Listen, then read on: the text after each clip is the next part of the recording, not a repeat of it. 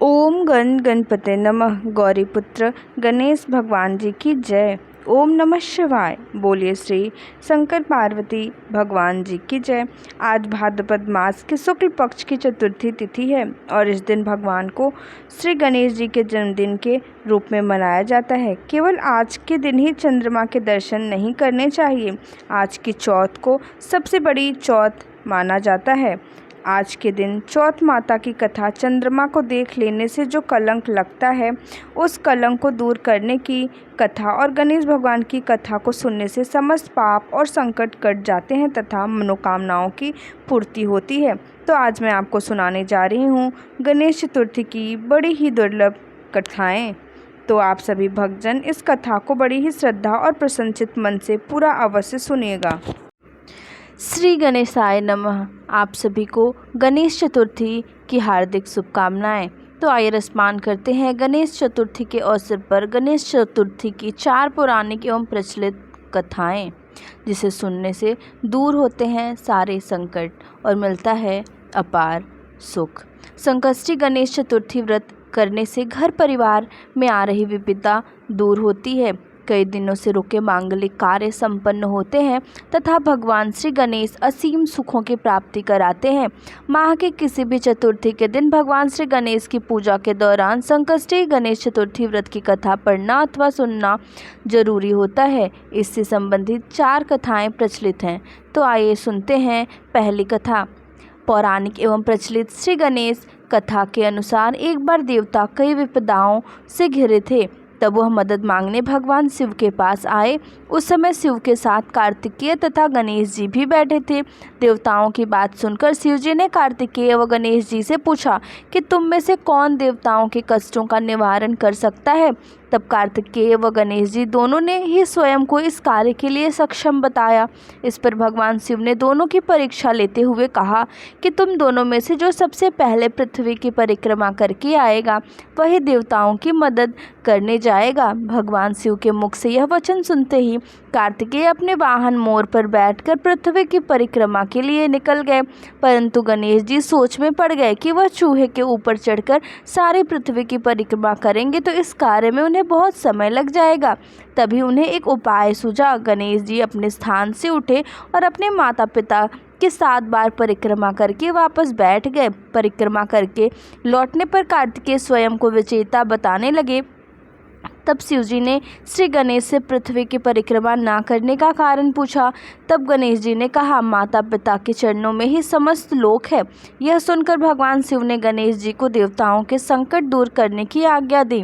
इस प्रकार भगवान शिव ने गणेश जी को आशीर्वाद दिया कि चतुर्थी के दिन जो तुम्हारा पूजन करेगा और रात्रि में चंद्रमा को अर्घ्य देगा उसके तीनों पाप यानी दैविक ताप तथा भौतिक ताप दूर होंगे। इस व्रत को करने से व्रतधारी के सभी तरह के दुख दूर होंगे और उसे जीवन के भौतिक सुखों की प्राप्ति होगी। चारों तरफ से मनुष्य की सुख समृद्धि बढ़ेगी। पुत्र पौत्र आदि धन ऐश्वर्य की कमी नहीं रहेगी। अब आइए रसपान करते हैं गणेश चतुर्थी व्रत की दूसरी कथा का। एक समय की बात है, राजा हरिश्चंद्र के राज्य में एक कुम्हार था। वह मिट्टी के बर्तन बनाता लेकिन वे कच्चे रह जाते थे।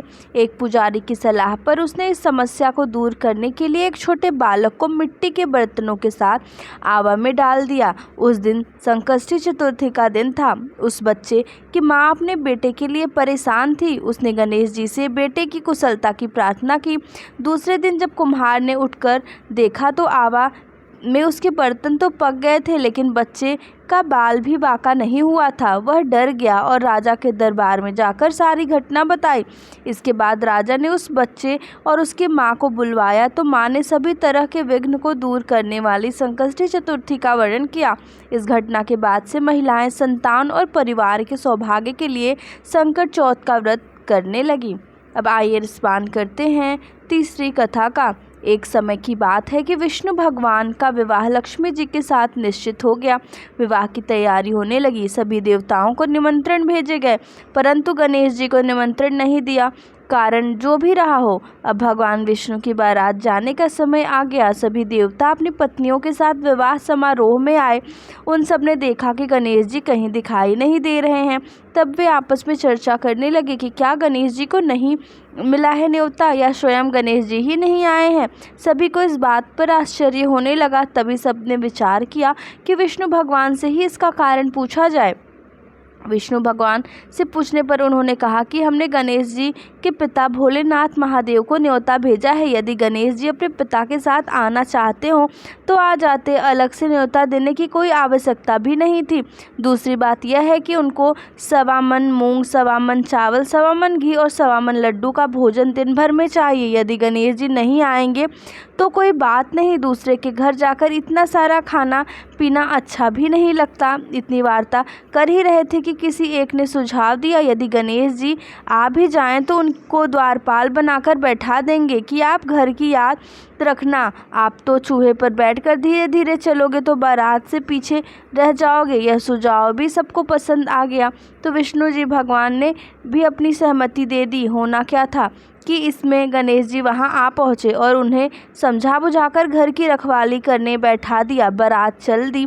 तब नारद जी ने देखा कि गणेश जी तो दरवाजे पर ही बैठे हुए हैं, तो वे गणेश जी के पास आए और रुकने का कारण पूछा। गणेश जी कहने लगे कि विष्णु भगवान ने मेरा बहुत अपमान किया है। नारद जी ने कहा कि आप अपनी मूषक सेना को आगे भेज दें तो यह रास्ता खोद देगी, जिससे उनके वाहन धरती में धंस जाएंगे। तब आपको सम्मानपूर्वक बुलाना पड़ेगा। अब तो गणेश जी ने अपनी मूषक सेना जल्दी से आगे भेज दी और सेना ने जमीन पोली कर दी। जब बारात वहां से निकली तो रथों के पहिए धरती में धंस गए। लाख कोशिश करें परंतु पहिए नहीं निकले। सभी ने अपने अपने उपाय किए परंतु पहिए तो नहीं निकले, बल्कि जगह जगह से टूट गए। किसी को समझ नहीं आ रहा था कि अब क्या किया जाए। तब तो नारद जी ने कहा, अब लोगों ने गणेश जी का अपमान करके अच्छा नहीं किया। यदि उन्हें मनाकर लाया जाए तो आपका कार्य सिद्ध हो सकता है और यह संकट टल सकता है। भगवान शंकर ने अपने दूत नंदी को भेजा और वे गणेश जी को लेकर आए। गणेश जी का आदर सम्मान के साथ पूजन किया। तब कहीं रथ के पहिए निकले। अब रथ के पहिए निकल को गए परंतु वे टूट फूट गए तो उन्हें सुधारे कौन। पास के खेत में खाती काम कर रहा था, उसे बुलाया गया। खाती अपना कार्य करने से पहले श्री गणेशाय नमः कहकर गणेश जी की वंदना मन ही मन करने लगा। देखते ही देखते खाती ने सभी पहियों को ठीक कर दिया।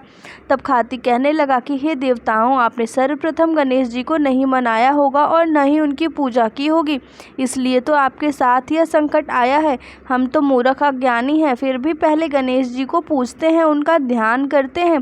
आप लोग तो देवतागण हैं, फिर भी आप गणेश जी को कैसे भूल गए। अब आप लोग भगवान श्री गणेश जी की जय बोलकर जाएं तो आपके सब काम बन जाएंगे और कोई संकट भी नहीं आएगा। ऐसा कहते हुए बारात वहां से चल दी और विष्णु भगवान का लक्ष्मी जी के साथ विवाह संपन्न करा के सभी कुशल घर लौट आए। हे गणेश जी महाराज, आपने विष्णु को जैसे कारज सारियों ऐसे कारज सबको सिद्ध कर जो। बोलो गजानन भगवान की जय। अब आइए रसपान करते हैं चौथी कथा का। श्री गणेश जी चतुर्थी व्रत की पौराणिक कथा के अनुसार एक बार भगवान शिव तथा माता पार्वती नर्मदा नदी के किनारे बैठे थे। वहाँ माता पार्वती ने भगवान शिव के समय व्यतीत करने के लिए चौपड़ खेलने को कहा। शिव चौपड़ खेलने के लिए तैयार हो गए, परंतु इस खेल में हार जीत का फैसला कौन करेगा, यह प्रश्न उनके समक्ष उठा। तो भगवान शिव ने कुछ तिनके एकत्रित कर उनका एक पुतला बनाकर उसकी प्राण प्रतिष्ठा कर दी और पुतले से कहा, बेटा हम चौपड़ खेलना चाहते हैं परंतु हमारी हार जीत का फैसला करने वाला कोई नहीं है, इसलिए तुम बताना कि हम दोनों में से कौन हारा और कौन जीता। उसके बाद भगवान शिव और माता पार्वती का चौपड़ खेल शुरू हो गया। यह खेल 3 बार खेला गया और संयोग से तीनों बार माता पार्वती ही जीत गई। खेल समाप्त होने के बाद बालक से हार जीत का फैसला करने को कहा गया तो उस बालक ने महादेव जी को विजयी बताया। यह सुनकर माता पार्वती क्रोधित हो गई और क्रोध में उन्होंने बालक को लंगड़ा होने, कीचड़ में पड़े रहने का श्राप दे दिया। बालक ने माता पार्वती से माफ़ी मांगी और कहा कि यह मुझसे अज्ञानवश ऐसा हुआ है, मैंने किसी द्वेष भाव में ऐसा नहीं किया। बालक द्वारा क्षमा मांगने पर माता ने कहा, यहाँ गणेश पूजन के लिए नाग कन्याएं आएंगी, उनके कहे अनुसार तुम गणेश व्रत करो। ऐसा करने से तुम मुझे प्राप्त करोगे। यह कहकर माता पार्वती शिव के साथ कैलाश पर्वत पर चली गई। 1 वर्ष के बाद उस स्थान पर नाग कन्याएं आई। तब नाग कन्याओं से श्री गणेश के व्रत की विधि मालूम करने पर उस बालक ने 21 दिन लगातार गणेश जी का व्रत किया। उनकी श्रद्धा से गणेश जी प्रसन्न हुए। उन्होंने बालक को मनवांछित फल मांगने के लिए कहा।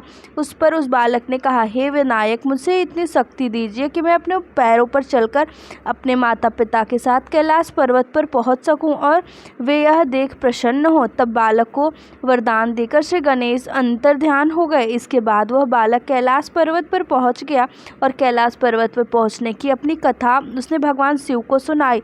चौपड़ वाले दिन से माता पार्वती शिव जी से विमुख हो गई थी। अंततः देवी के रुष्ट होने पर भगवान शिव ने भी बालक के बताए अनुसार 21 दिनों तक श्री गणेश का व्रत किया। इस व्रत के प्रभाव से माता पार्वती के मन से भगवान शिव के लिए जो नाराजगी थी वह समाप्त हो गई। तब यह व्रत विधि भगवान शंकर ने माता पार्वती को बताई।